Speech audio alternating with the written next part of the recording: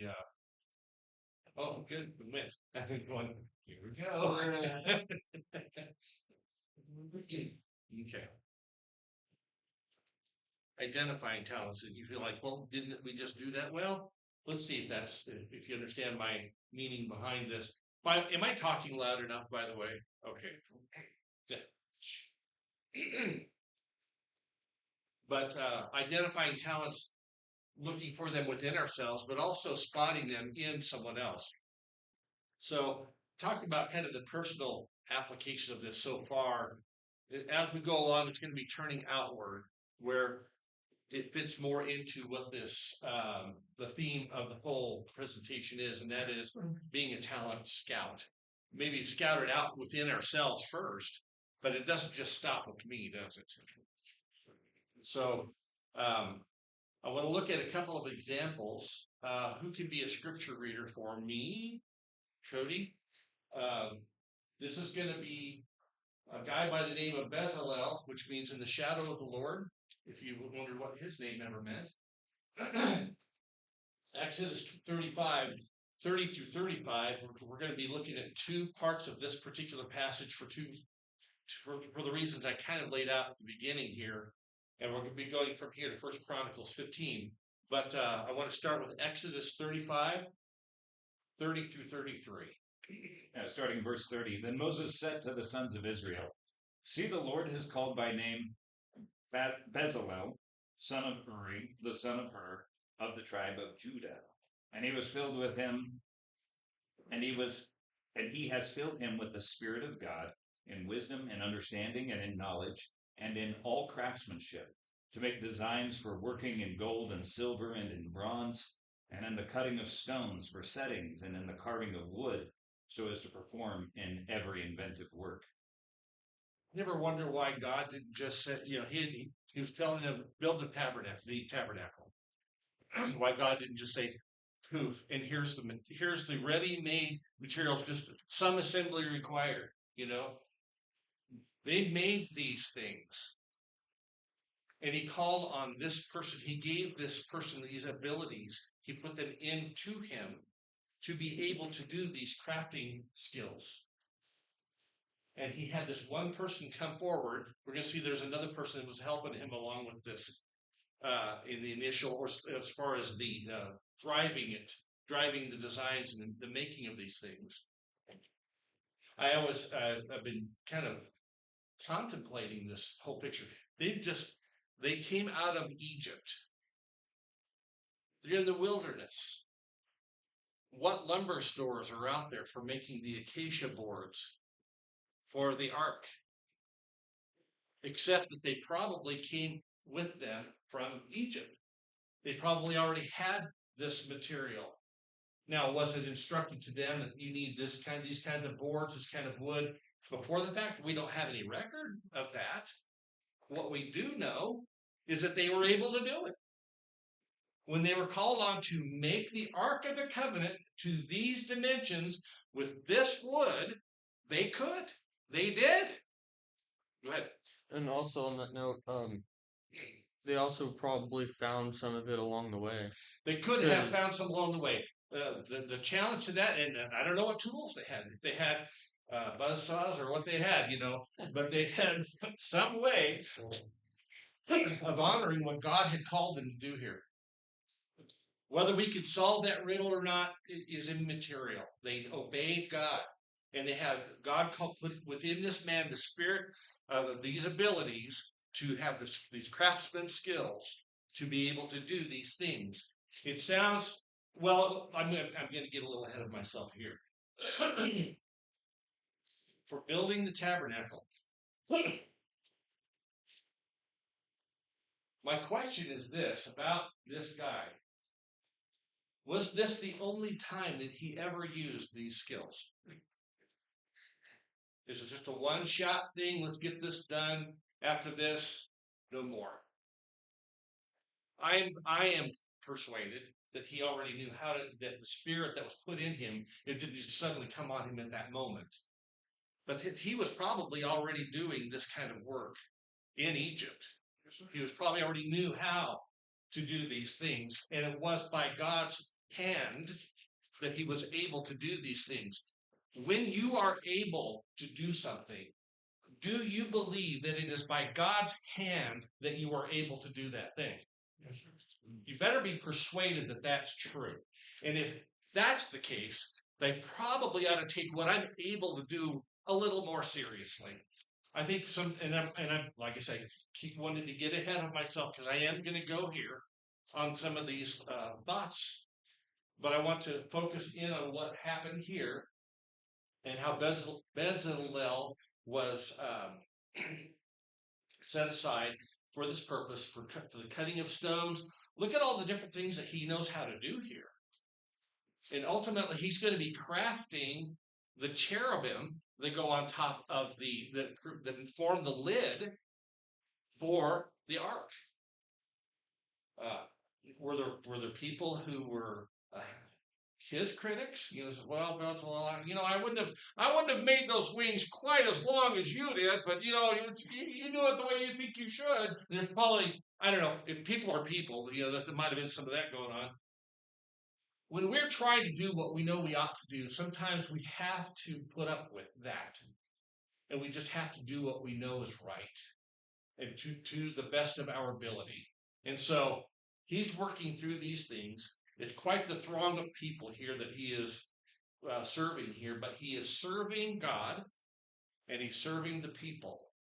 And that's really, if you want to talk about desire, really driving someone to do it right. Think about who you're doing it for, and it kind of changes the flavor a little bit, doesn't it? Do we see, okay, I made probably the classic mistake, and I'm going to bring this out. There's going to be something on the screen that is not in the handout. Because I did probably the classic mistake when you're putting material together, your handouts, is that there's this window of time between when you print them and when you present, that you come up with other ideas. Yeah, it happened. I made the fatal mistake of thinking of other things. So it's not in your handout, but we will get to it here. Who can read 1 Chronicles 15:22? It's in the handout there. It's not that long of a verse. I can do it. Thank you. And Chenaniah, chief of the Levites, was in charge of the singing. Okay, he was in charge of the singing. It wasn't people just coming together, hey guys, I got this cute tune, and they just started singing, campfire songs or anything like that. He was in charge of the singing.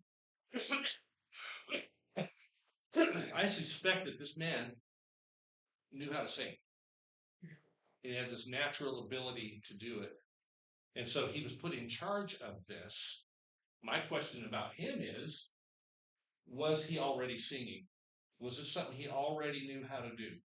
I suspect that he was probably known. So when that was put forward, everyone's like, of course it's him. Was he put in charge of the singing, or did he just naturally be in charge of the singing? Well, it just says, and chief of Levite was in charge of it. Yeah. Whether he appointed himself or what have you. You go look at the context. It appears that it was by God's direction and design, because there's some more that we will look at in that particular passage that may lend to that. So, my thought here is this. So we looked at these two guys, and I say our mundane skills. When you see the word mundane, what do you think? Because there's a definition here that I want us to focus on. Every day. Every day? Correct, by the way. Usually mundane skills would be like a lot of people are doing. It's not something that you can do. Okay. Mundane, in the sense that I'm intending it here, is that which is of this realm, other than heavenly. The things that are common to common man. Okay, they may be common, but it's more about that they're of this realm. Okay, they're another word might be secular. Okay. We have skills that are not necessarily of a spiritual nature at a glance, right? Are we, just like those other guys, one had craft skills being used for God, but probably not only. Another guy could sing, and he's using that for God, but probably not only. And so it is, we have our skills that we can use, that we have, that are not necessarily for doing stuff at the church building or whatever with the brethren, but we have those skills anyway. Can we use those skills for God's purpose? We look into ourselves and say, well, I know how to do this. Does this count? I know how to do crafts. I'm a craft person, whether it's wood crafting, metal crafting, sculpting, whatever that is. I know how to do those things. Can I find a way to use that for him? Absolutely. How about you think, well, I do my own home repairs. I can, something electrical, plumbing, what have you, goes awry, and I can do that. Can you use that for God? Sure, of course. So sometimes those abilities are running around inside of us, but we don't think about how we might use those for him. We just use it. Well, the hot water tank went out. I'm going to go muffle onto that thing and get it out of the basement, So and get a new one, not even thinking about that you know how to do that. And in knowing how to do those sorts of things, taking a step back and saying, I need to be ready when the time comes for me to be able to use this for his purpose. However that presents itself. Maybe helping someone who can't help themselves. It could be that simple. You can go to Colossians 3:23. It says, whatever you do, do it heartily as if for the Lord and not for men. There you go. So whatever you do, yeah, no matter, you're doing it for God. If you're doing it for God, it kind of goes back. David pointed out the desire thing. If we can infuse God's purpose into the things we do, is there a moment in the day when we're not his? Just where we kind of, okay, this is my life over here, and then I'll do the spiritual stuff over here. We compartmentalize. There should not be. Should not be. When I first put the community work up here, I put community organizer, and I thought, that doesn't sound very good. So, no too many of those. So I changed that. And I'm thinking in terms of something I had the opportunity to do recently, and that was to be an election judge in Kingsburg. And I met a couple there who have been coming. You've met them, Philip and Jacqueline, have been coming. They missed last week because he was under the weather. But since the election period, they've been coming. And I'm not saying, pat me on the back, but an opportunity was used to make connections to people through community involvement, that I was able to talk to someone, and now they are coming, and I'm hoping at some point we can sit down and have a structured study. And I think that the door is standing wide open on that. So you look at something like that, it's that's just kind of busy work. No, it's not. Don't ever minimize the thing that you're doing in the Lord's name. And let me give you a reason. Maybe you guys are familiar with this story about how my grandfather was converted. He just happened to live next door to the preacher of the Church of Christ when it was a Sherman Street congregation in downtown Denver. And the preacher is backyard conversation over the fence. And the preacher invited my grandfather to a congregational singing. That's all it took. Think, well, singing night just really doesn't, it's just kind of busy work. It's just kind of getting together and seeing how each other sounds when we sing together and stuff like that. It's an opportunity to invite people who are not familiar, who are either unchurched or they're looking or whatever the thing is. Don't ever downplay the opportunities that come your way to make contact with someone, just like with David. Sometimes it's hard to figure out how to make that transition into a spiritual conversation. But if you watch and you watch and you watch, sometimes that door goes open, and they might ask you questions. Well, what do you think about it? What does Christmas mean to you? And then all of a sudden the door is standing open and says, well, here's what Christmas means to me. And then it's a teachable moment to say, here's what the scriptures teach. And then from there, they're like, oh, this guy kind of knows his Bible a little bit. I've been wanting to know my Bible. Maybe he could show me some things. And however we make those contacts with people can come through so many different possible avenues that come after that. Are you on your own? In your endeavor to find your talents? Well, I guess I just have to sit down with myself and have a good talking to myself and figure these things out. Well, for one thing, God is always with us. God is always with you. That's certainly true. and certainly some prayer would be in order. If this is something you're looking for within yourself, just say, what can I do to with it, bearing the parable in mind, the promise and the consequence. You bring the weight of that with you when you're thinking about this. It looks to me like I should be doing something. It looks to me like I need to be using what has been given to me, whatever that is. I need to find out what that is, and then I need to use it effectively. Are you on your own in this search? What about if you seek examples of someone who's already doing something? Instead of you reinventing the wheel, why don't you go out and find the wheel that's already round and rolling? And say, that wheel works. I think I like that wheel. Let me find out about that one. And you go talk to the person who's pushing that wheel. And they can tell you what they went through to make their wheel round. Sometimes it's this. This is addition to that. Getting out of your comfort zone. Get out of your comfort zone. I know that I have. The numbers. It goes back to the idea of it's nice.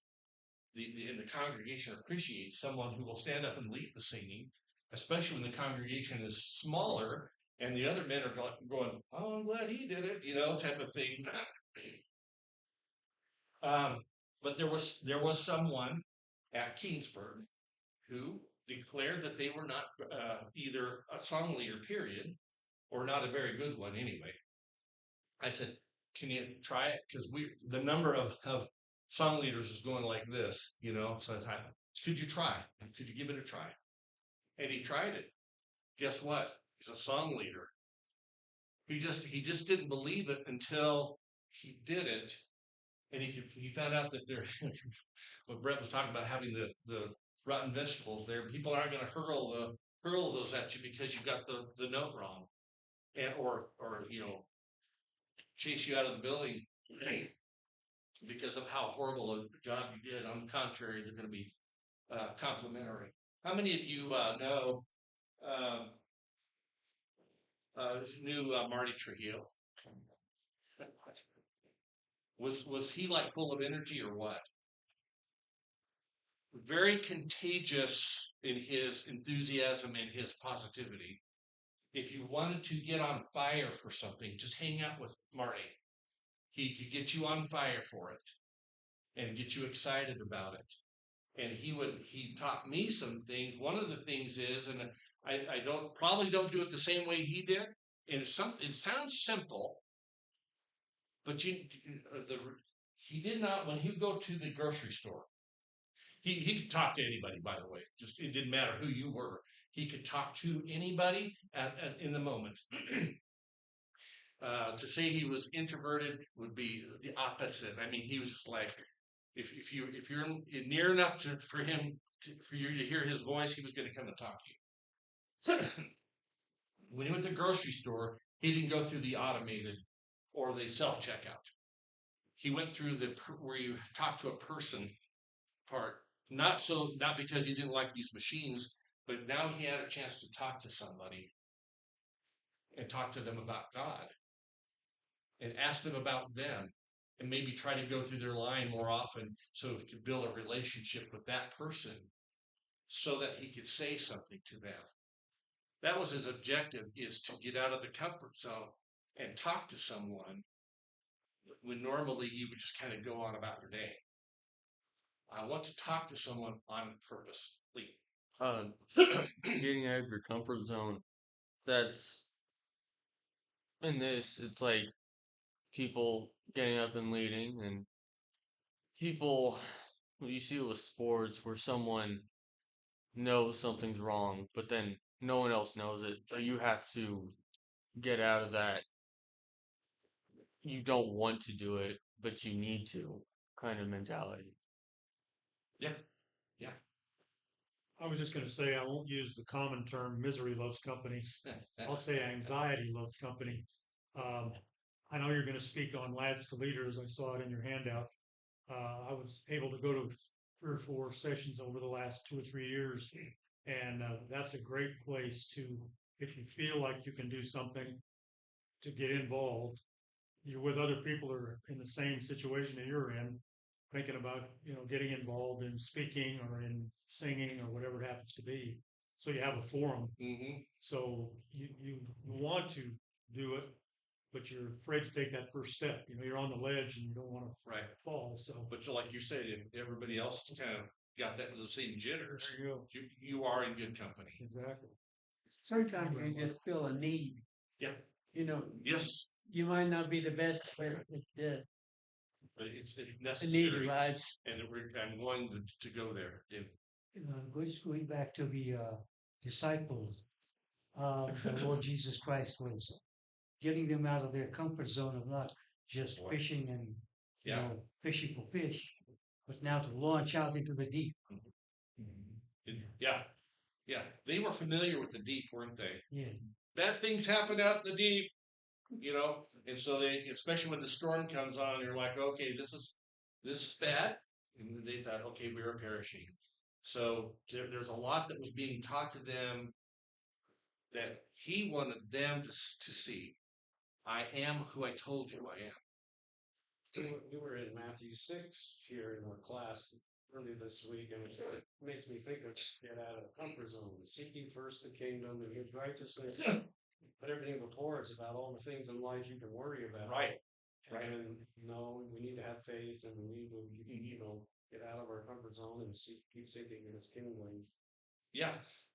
There's a lot of faith going on in what we're talking about so far, and that is facing the unknown, being moved to do something of the. There's a guy that I've been studying with at church. He's a newer member, and he's been trying to understand what the perfect law of liberty is about. We've been studying James, and James talking about don't be merely be hearers of the word, but doers of it. And so, as we've been going through James from that point forward, I said, this is what a doer looks like. This is what doer looks like. Now, you can say doer and leave it at that, and people are left to figure it out. But James goes on to say, and here's what that looks like. Let me show you what doer looks like. And so we're looking at some of other things that a doer does instead of just paying lip service.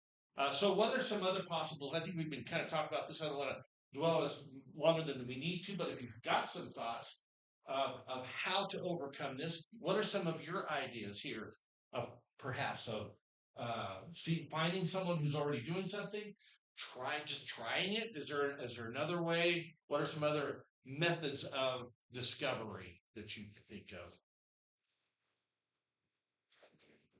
Well, the church is a body and members made up of one. For example, when I was become a Christian 25 years ago, I was asked to lead prayer. I was asked to possibly lead songs or something, and the only way I can even try to do that is to think of who else in the congregation I could look as an example. So a lot of times our younger Christians, you can hear others say words in those prayers, so to speak. Yes. So Yes. it all comes together. You're not alone. We're not on our own. Not alone, and there's patterns to follow. Exactly. Jesus used that very technique when he said, teach us to pray. And so he lines out a model prayer. Here's an idea of some things to pray for. Some people recite those words. Now, person A, it's just, I don't, yeah, they may be saying nothing at all because it's just a recitation. For another person, could be saying the exact same words, and it's meaningful because it's coming from here. They mean it, And so, and I think it was mentioned the idea of writing it down. If you have to write down your prayer, great. That's probably going to help you. But at some point, you're going to develop into the point. Says, you know what? You could use crutches for a while, and they're actually helpful. At some point, the crutches get in the way, and so it's time to put those aside and say, you know what? I'm going to try to fly on my own here. All right. So, who helped you find your talents? Can you name anybody? Anybody come to mind? The first person that comes to mind. Anybody want to name them? Who? A gentleman named Carl Waldron from our Golden Church was an excellent teacher and wanted to help with teaching. And so I sat down with Carl. He was in his late 80s, and he told me, he says, Dave, I'm a has-been. And I said, well, Carl, I'm a wannabe. I want to be Carl Waldron. Good combination. Yeah. We're going to talk about that. Yeah, he was an excellent teacher, and he was still teaching in his late 80s, and he had the desire, and he had the ambition, and he had the talent, and all that kind of stuff. So, good man to learn from. Great. Yeah. Anyone else? David, My dad, your dad. Yeah. Probably, I know I could say the same for myself. My dad and his brothers. I learned from this guy over here. I learned from that guy back there. I learned from that. Did you? Oh, yeah. That guy over there. Yeah. Start pointing fingers now. Yeah. When they said that, did you believe them? When they said, you can do this, you're like, are you talking to me? Here comes that encouragement. There's that encouragement. Did it surprise you to know that someone believed in your ability? It's just like, I'm nobody. I'm nothing. I don't make a difference. I'm just here. I think that helps you take that step that you think, well, maybe they think I can do it, well, maybe I can't. Well, maybe I can. You know, Maybe I can. That means- Maybe I'm not just fooling myself. yeah, that little push to say, well, maybe I can try it. Yeah, And then you that find out, little. I yeah. can do it. Yeah. When you get up in front of the church and you don't think you did such a good job, you get encouragement from the members of the Miller Street Church of Christ. That's what's always, really Yeah. get me coming back Yeah. because everybody is so positive. Don't we all want that? Yeah. Isn't that what we want? Just validate me. Yeah. That's how we're wired. That's how we're built. And if we know that that's what helps us move forward, don't we need to help somebody else move forward? Who are you helping find their talents? Now, you may be helping them. Let's say that you are not a very good song leader or a song leader at all, but you know good singing when you hear it. Okay? These are like artwork. I'm not a painter, but I know good artwork, and I can appreciate good artwork. I don't have to do it to know it, right? So if I discover someone who may have the ability to present a lesson, you just listen to them talk in an informal setting, and they're very articulate. You're like, man, this person could really be on fire. And I'm going to talk to them privately and see if they've even given this some thought. They're like, and you talk to them, they're like, are you kidding? You see that in me? And so you're the one that helps them say, I think you should at least try it. I think we'll find something that's somewhat tame for you to put this to the test. But yes, I do think so. Going back to the guy that mentioned Jerry from where we attend, very new Christian. He's about 67 years old.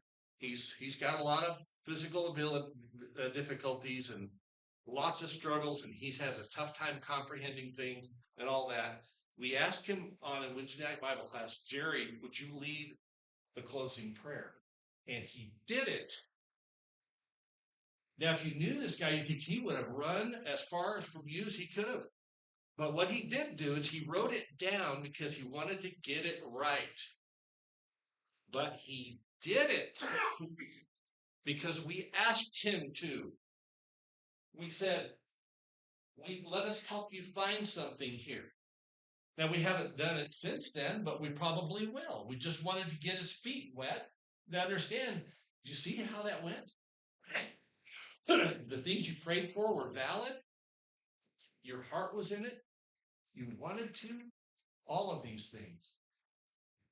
So then, is there such a thing as a spiritual talent scout?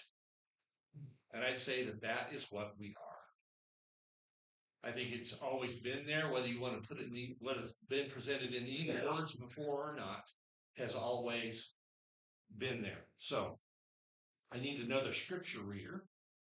We're going to be going back to Exodus chapter 35.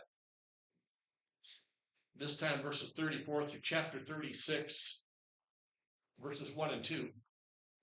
There's some additional thoughts here. Remember, we talked about Bezalel and the abilities that were instilled in him by God, but this carries forward a little bit more into this thought about him influencing others to do what he was doing. Who's my scripture reader? I can do that. Go ahead. Verses, what I have right there, chapter 35, starting with verse 34 through 36, and then chapter 36, verses 1 and 2. He also has put in his heart to teach, both he and Aholiab, the son of Ahisamach, of the tribe of Dan. He has filled them with skill to perform every work of an engraver, and of a designer, and of an embroiderer, in blue, and in purple, and in scarlet material, and in fine linen, and of a weaver, as performers of every work, and makers of design. Now Bezalel and Aholiab, and every skillful person in whom the Lord has put skill and understanding to know how to perform all the work in the construction of the sanctuary, shall perform in accordance with all that the Lord has commanded.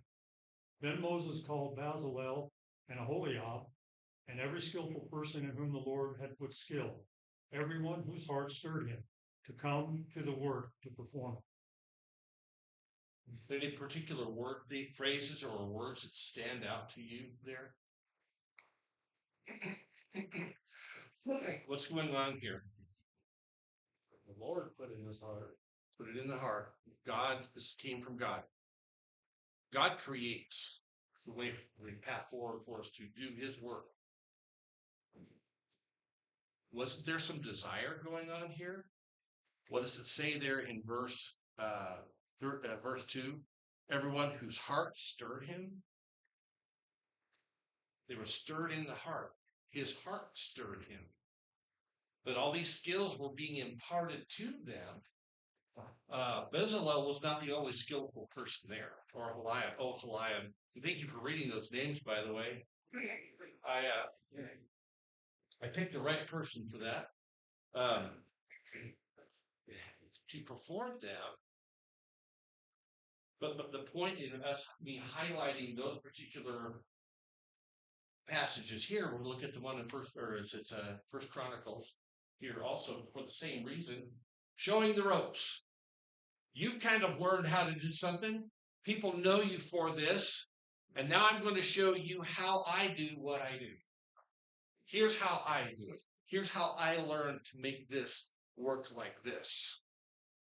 Let me walk you through this. So we have an opportunity to show the ropes. We looked at these passages here. Bezalel also taught others craftsman skills. So he was not alone in the effort. He was not the one pulling all the weight here. He might have been the one saying, here's what that should look like when it's done. Now go make that, please. And so he handed this out. If you read all the stuff that went into the building the tabernacles of time, that was a lot of work. Just the sheer size of it and the amount of materials. So this guy also, not only is he good at engraving and all these other things, he is dealing with material, this linen and so forth. So it sounds like he's a fairly well-rounded person in all of his abilities. He covered just about all the bases here. Was able to then teach them. Is that a talent? The ability to teach a talent is itself a talent. Here, let me show you how I do what I do. Now you are exhibiting, I have the talent to convey this to you so that you can do what I'm doing. Maybe even better. We'll get into that. First Chronicles 15:22. I'll just read this right quick. He says about the, what was his name? Thank you. Shenaniah. He gave instruction in singing because he was skillful. He gave instruction. So he was not only able to sing, he's able to teach others to sing. So he was showing them the ropes.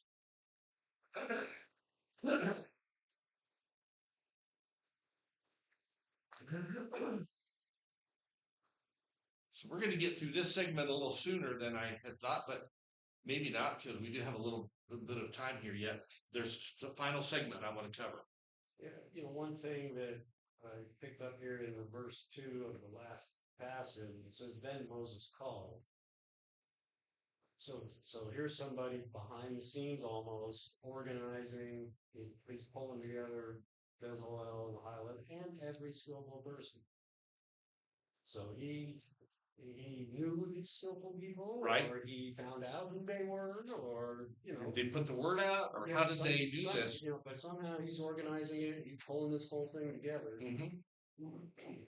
Well, how does it work for us? Don't we, when we're doing something, we rub elbows with other people who do similar things, and just like, and somebody asks you to say, well, yes, I can do it, but I also know Fred who knows Bob. And we're gonna, and I think Bob knows a couple of people, and it kind of goes from there, and the word goes out. We need skillful people who in these areas. Who do you know? Like I said, God could have gone, poof, there it is. What was happening here?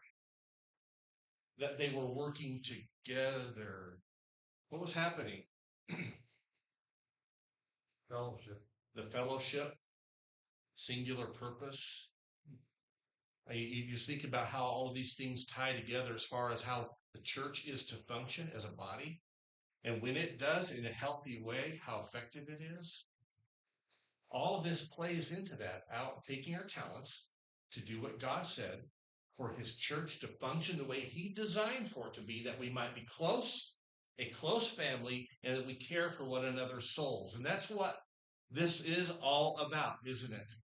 Making sure there are none that are left behind, if you don't mind me using that particular phraseology. So what about these things? So we looked at what those guys did, showing the ropes. They took their skills to show to someone else. We have other things that we do, and this is where I want to kind of, you throw some things out here that I did not list. How about this one? Future Preacher Training Camp. Anybody ever been involved with this on any level? I know that my sons went through it, and they made some friendships having gone through this. There are some young folks from the Carbon Valley Church who went through this recently. In fact, one of the young men from there was asked to do. They all put together something, and at the end, one is chosen to present their lesson, and he got chosen. So, and if you knew this guy a year ago, you thought, there's no way.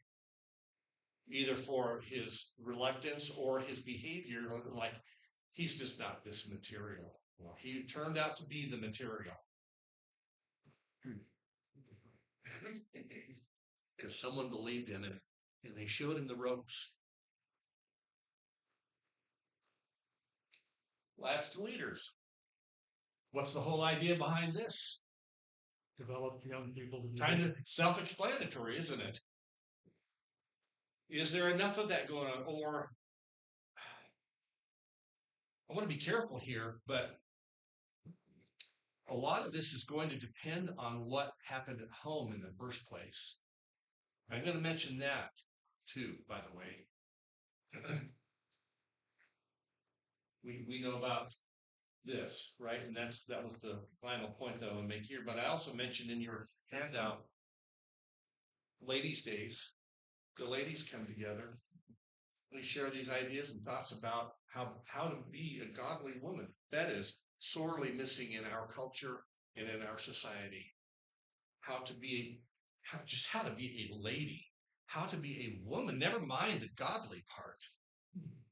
You see some of the things that are being done and the things that are said, and there's these things being expressed, and it's not to advocate for this, but you find out a lot on the internet, don't you, about what people are saying and recording about themselves, and they're expounding on their vast wealth of wisdom and worldly knowledge, and you listen to them and go, you are a clueless human being. But the sad part is that's what is the norm, becoming more the norm. And it bears no resemblance whatsoever what God would have a woman to be, what their role in his kingdom is. And so the ladies come together, they learn a lot from each other. But it's good that they have this forum, that there are women who lead, who get up and help these ladies understand some things. And then they gain something from those ladies. And so there's this collaborative effort to be better at what they're doing as godly women. Did you ever hand up? No. Okay. Whoops, I just leave that up there for now. Also, schools of biblical study, you know, those are kind of fly by night, but I'm just kidding. Schools of biblical study have been around for quite a long time and have turned out some very talented, or helped people discover talents that they have and to be able to build on those. Maybe that was the process. Somebody said, you have this ability, and they're like, I don't know. And they said, let's get you pointed in the right direction in a very strong and concerted way. And they go and they learn what they had no idea that they didn't know.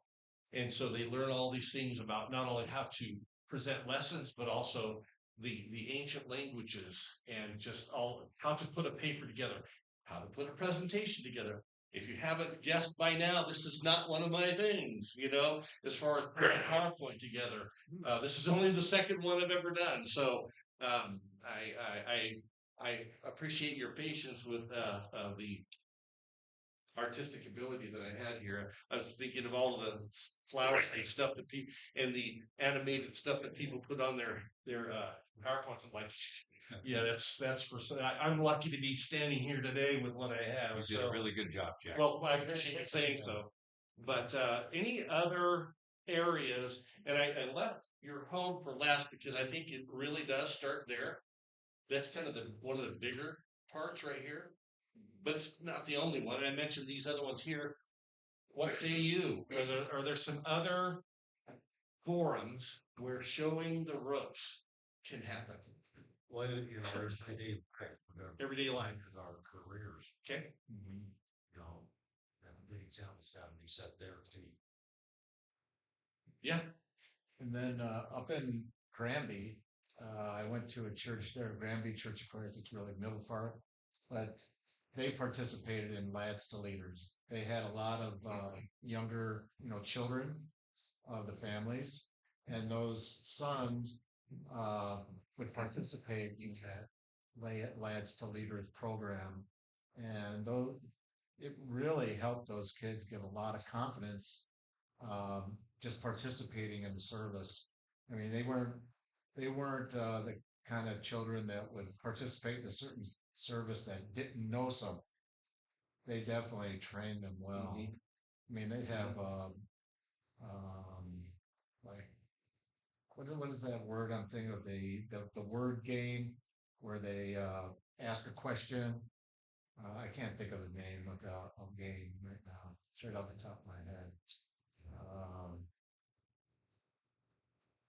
Yeah, whatever. It's like a quiz. It's like a quiz contest. Okay. Dictionary?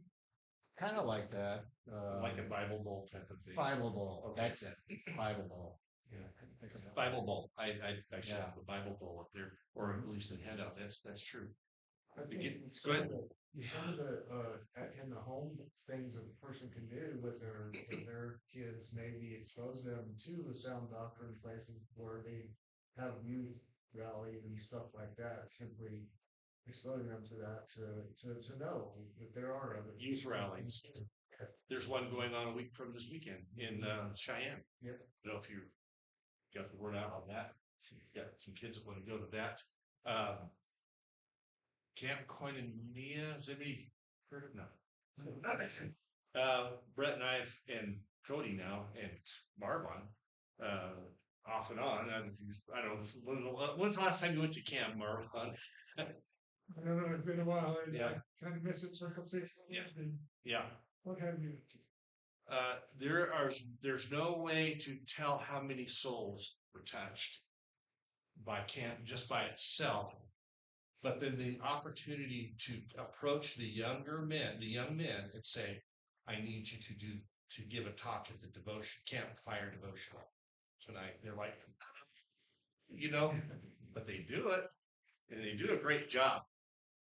And I'm not saying that just sets them in the direction and just takes care of it from there. But there's so many opportunities like that where you have a chance to say, try this. I remember specifically with,